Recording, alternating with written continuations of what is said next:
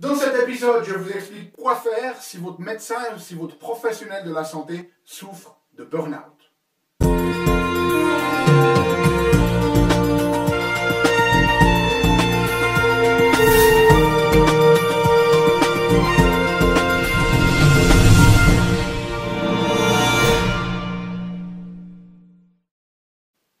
Parce que la vie est bien trop magique pour être petite et que nous avons tous besoin d'une prescription pour grandir en conscience et faire que nos rêves dévorent notre vie. Bonjour, je suis le Dr Yannick Pauly. Bienvenue à un nouvel épisode d'une grande vie. Vous le savez, dans ces épisodes, chaque semaine, je vous propose des stratégies pratiques, pragmatiques pour grandir en conscience, qu'elles soient d'ordre physique, émotionnel, psychologique ou spirituel, parce que c'est cette conscience qui est au cœur d'une vie pleinement vécue et de notre progression et évolution en tant qu'être humain. Alors, cette semaine, j'ai décidé d'aborder un sujet un petit peu particulier. Sur la base d'un certain nombre d'expériences que j'ai eues dernièrement avec des patients ou avec certains d'entre vous qui m'ont écrit soit au travers des commentaires sur YouTube, soit au travers du blog et de mon email. Et c'est la notion que, dans certains cas, vous aviez l'impression que votre médecin ne répondait pas vraiment à vos attentes et n'était plus nécessairement aussi attentif ou empathique que par le passé.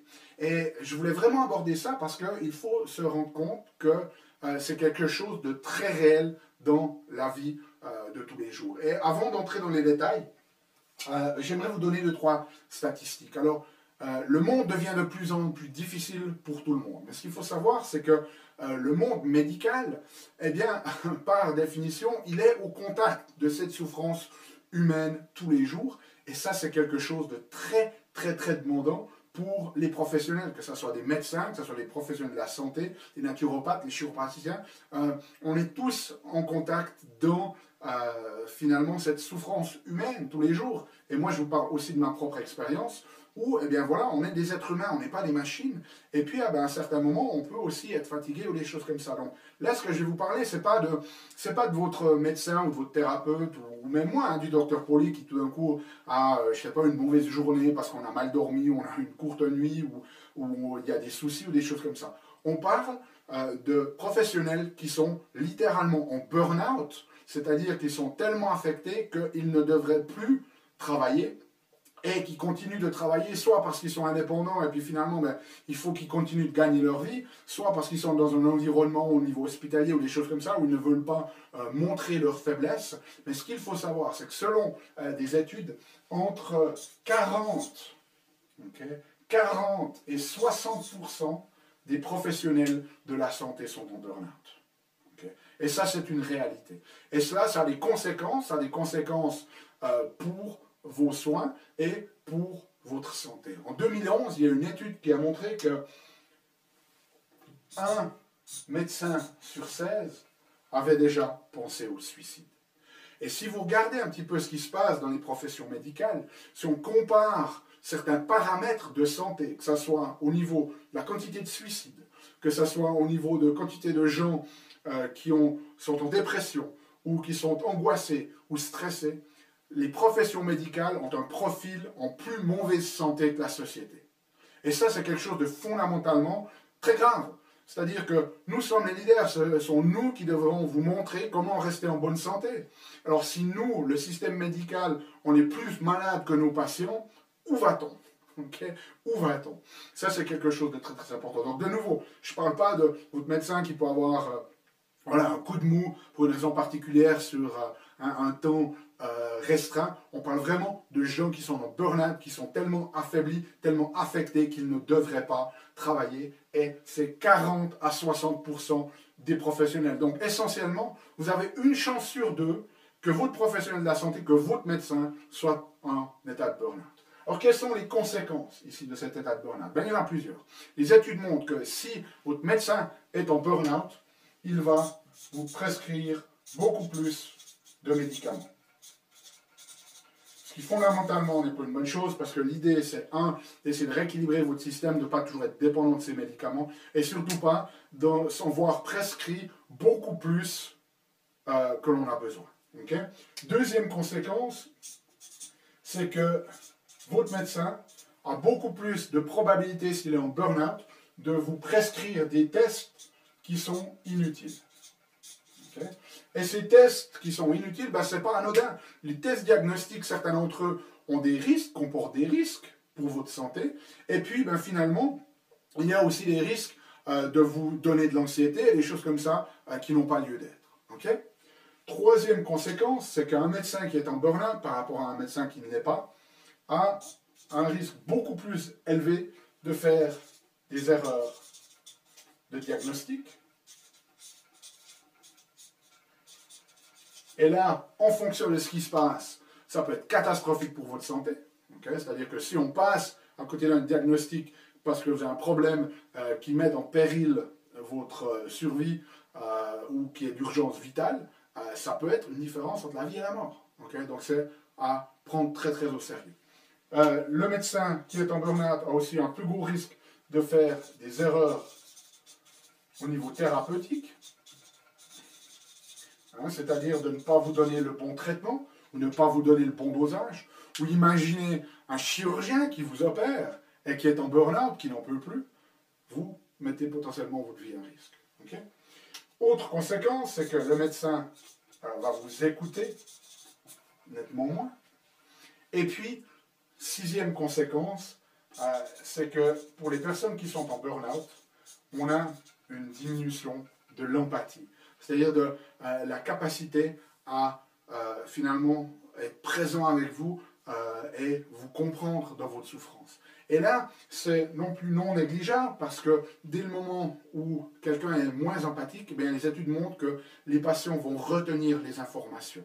Okay? Ils ne vont pas se confier autant à leur médecin. Et puis surtout en médecine, ça peut être problématique parce que les patients, lorsque le médecin est moins empathique, vont moins parler des effets secondaires de leurs médicaments, ce qui peut être potentiellement très problématique aussi.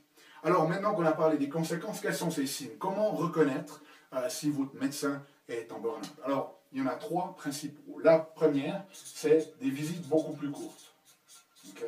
C'est-à-dire que si votre médecin avait l'habitude de prendre un quart d'heure, 20 minutes avec vous, et que maintenant, eh bien, il ne prend plus que 5 ou 8 minutes, ça peut être un signe. Or, bien évidemment, il faut mettre les choses dans leur contexte. Hein, c'est possible qu'un jour, tout d'un coup, il était un peu surbooké, il y avait du monde, il a pris du retard, ça nous arrive tous à nous, et puis que, voilà, on était peut-être un petit peu dans la précipitation d'essayer de rattraper un petit peu le retard. C'est franchement des choses qui arrivent, on est tous humains. Mais si vous voyez que c'est systématique, que pendant des années, votre médecin vous a suivi et que maintenant, les visites sont systématiquement plus courtes, ça peut être un signe. Okay? Deuxième signe, c'est le manque de présence. Okay. C'est-à-dire que si vous sentez que le médecin n'est pas là, qu'il est distrait, qu'il n'est pas vraiment avec vous, hein, ou bien tout d'un coup il ne se souvient plus de qui vous êtes, ou bien il ne se souvient plus de la raison pour laquelle vous venez, ou des choses comme ça, ça peut être un signe de burn-out. Troisième signe, le manque, on vient d'en parler, d'empathie. Le manque d'empathie, ça c'est très très important, c'est un des signes. C'est-à-dire que le médecin se dépersonnalise, il n'arrive plus à être connecté avec lui-même, il n'arrive plus à se connecter avec les autres. Alors si vous voyez que, si vous parlez et puis que finalement le médecin ne s'intéresse plus vraiment à vous, d'aller en profondeur, que ça reste très superficiel, que peut-être que vous avez envie de lui parler, je ne sais pas, des problèmes que vous avez dans votre mariage, et puis lui, il efface un petit peu de la main, puis il vous fait, ouais, et puis au niveau de vos intestins, comment vous allez à selle, est-ce que ça va bien? Vous voyez ce que je veux dire? S'il reste très superficiel, qu'il n'a plus envie de s'engager, de se lier vraiment dans une conversation humaine. Autre aspect, s'il ne répond pas ou qu'il est évasif, hein, que vous lui dites écoutez j'ai ce nouveau symptôme et puis qu'il fait comme s'il n'avait pas écouté ou que c'est entré par une oreille et c'est sorti par une autre, okay? Ou bien s'il ne vous prend pas en compte, hein, qu'il n'a pas l'air vraiment intéressé par ce que vous racontez. Alors certaines fois ça peut arriver parce que voilà, il a des symptômes qu'il n'arrive pas à expliquer et, en tant qu'être humain on n'aime pas être devant nos limites, alors on fait un petit peu comme si on n'écoutait pas, mais si vous avez l'impression que vous n'êtes vraiment plus pris en compte, ça peut être un signe de burn-out. Okay? Alors de nouveau, ce qui est important de comprendre, c'est de s'assurer que ce n'est pas juste un truc passager, voilà, parce qu'il y a de la fatigue une semaine avant les vacances ou des choses comme ça, mais si c'est vraiment systématique. Alors que faire maintenant? Que faire si vous avez l'impression que votre médecin est dans cette dynamique-là? Comme je vous l'ai dit, vous avez une chance sur deux que c'est le cas de nos jours. Eh bien, la première chose à faire, c'est de lui demander « Hey doc, comment ça va quoi? Comment est-ce que vous allez? Est-ce que tout va OK ?» Et puis, c'est vraiment la notion que si vous avez une bonne relation avec ce médecin, ben, il va vous répondre, quoi. Et peut-être qu'il va vous dire, ouais, effectivement, voilà, c'est les vacances, j'ai un peu un coup de mou, bien là, dernièrement, on a eu un problème de personnel et au niveau secrétariat, et puis on est un petit peu dans le stress ou des choses comme ça arrive à tout le monde. Okay. Mais peut-être que ça va aussi lui permettre de dire, ouais, effectivement, je suis un peu au bout du rouleau, quoi. J'en peux vraiment plus. Je ne fais pas dans la bonne direction, je ne sais pas comment je vais m'en sortir. Donc ça, c'est quelque chose de très très important. Donc posez-lui la question. Franchement, posez-lui la question. C'est votre santé. On est là pour prendre soin de vous. Okay? On est là pour vous contribuer à votre vie, pour vous servir. Vous avez le droit de nous poser ces questions. Deuxième chose, si vous avez l'impression que ça devient vraiment problématique, et puis que ça altère la relation de confiance que vous avez, ou bien que ça altère les soins, eh bien, prenez un rendez-vous pour discuter spécifiquement de ça. Okay? Au lieu d'aller parler de nouveau de vos symptômes, prenez un rendez-vous et puis vous asseyez avec lui ou avec elle, puis vous dites, écoutez docteur, moi je ne sais pas ce qui se passe exactement, mais mon ressenti c'est que ces derniers temps, ben, vous n'êtes plus aussi présent, vous faites plus vraiment attention, j'essaie de vous dire des trucs, c'est un petit peu comme si vous n'écoutez pas. Si vous avez une bonne relation avec votre médecin, faites-le. N'hésitez pas à prendre un rendez-vous pour mettre carte sur table et puis parler de ce qui ne va pas et parler de vos besoins et parler de comment sa manière d'être et de faire en ce moment impacte vos besoins et impacte votre santé et impacte votre relation avec ce médecin. Okay? La plupart des médecins, ils sont là pour vous servir, ils sont là par vocation. Donc s'ils ont encore un semblant d'humanité, okay? Si le burn-out ne les a pas complètement détruits, ou éteints, ou épuisés complètement, ils vont répondre favorablement à ça. Si vous prenez rendez-vous et puis que le médecin là, il vous écoute vraiment plus, et que vous avez l'impression qu'il s'en fiche complètement ou bien qu'il a juste plus les capacités d'avoir cette attention, cette présence, cette humanité dont vous avez besoin, eh bien, passez à la troisième solution, et c'est des fois difficile, mais changez de médecin.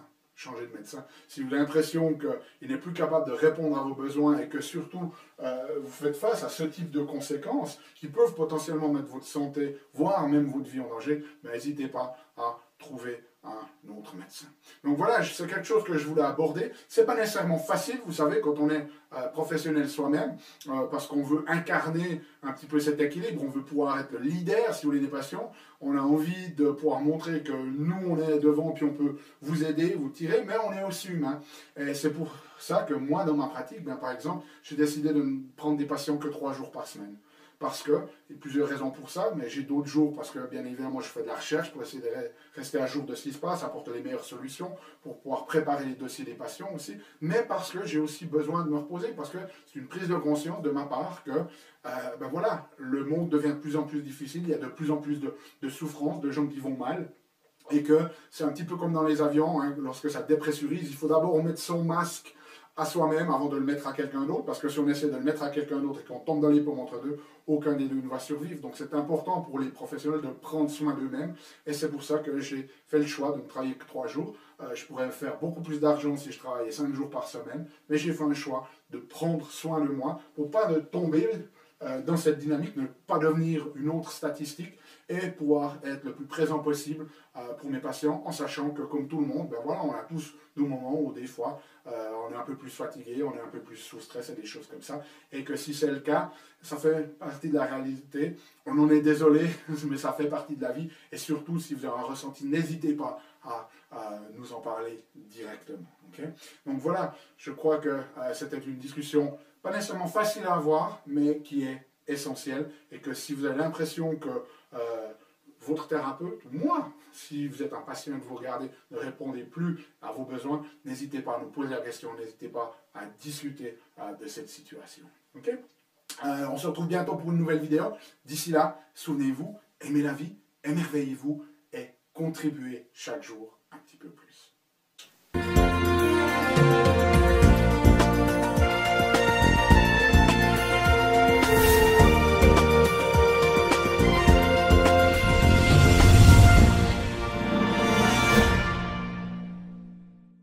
Salut, c'est Yannick. Alors, t'as aimé cet épisode? Sais-tu que tu peux rester connecté et même approfondir le sujet en faisant 3 choses? La première, tu peux t'inscrire à mon compte YouTube. De cette manière, tu seras informé des prochains épisodes. La deuxième chose que tu peux faire, c'est approfondir le sujet grâce à ce DVD, les 7 clés d'une grande vie. Il est complètement gratuit. C'est le DVD d'un atelier que j'ai fait de 2 heures environ qui explique les bases de la méthodologie et qui vous donne des exercices pratiques dans la méthodologie Une grande vie. Donc il est gratuit. Tout ce que tu as à faire, c'est cliquer sur le lien. Et troisième chose, eh bien, je t'invite à me rejoindre sur mon blog où tu trouveras la transcription de cet épisode et aussi où tu peux t'inscrire, laisser ton email afin que je puisse t'envoyer les prochains épisodes. Donc tout ce que tu as à faire, c'est à cliquer en choisissant sur le menu qui apparaît sur cette vidéo. Donc clique le lien qui te convient, clique les 3 si tu veux. Et puis surtout, moi, je t'invite vraiment à recevoir ce DVD puisqu'il est gratuit. À bientôt.